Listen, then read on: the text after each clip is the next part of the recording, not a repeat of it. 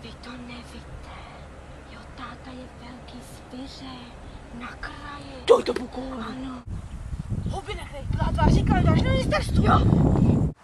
Jo, na ministerstvu, no preješ. Jo. No. To bude lej. Co abych to skopila? Co říkáte velebnosti? Skopte, Cecilko, skopte. Tohle vypadá nejméně na krok. Jo. Píseň o Bernadette.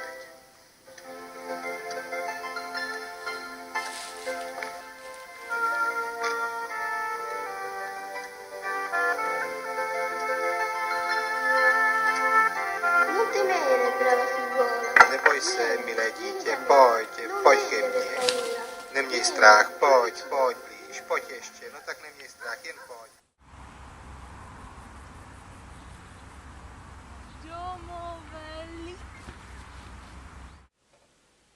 Je to takové dobrý velebnosti? Co říkáte?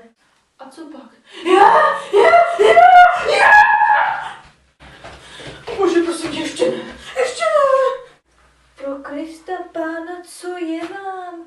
To jsem přeci já, vaše Cecilka. Kde jste to sebrala? No na půdě velebnosti. Ještě po Američanech, no.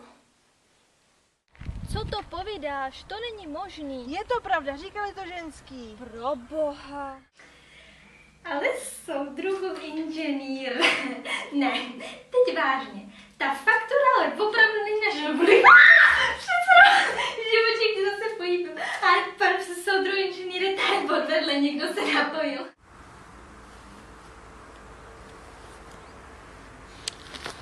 To máš ty světřníky.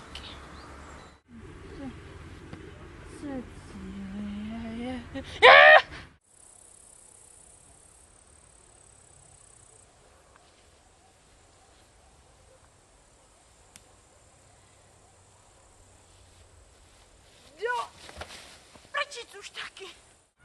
Točte je on. Kde pak by něco pozemského mohlo takhle vejít?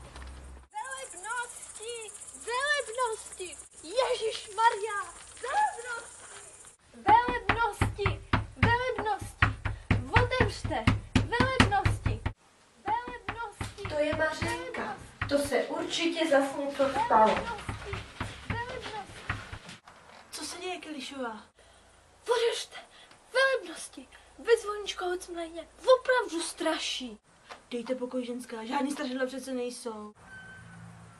Mařenko.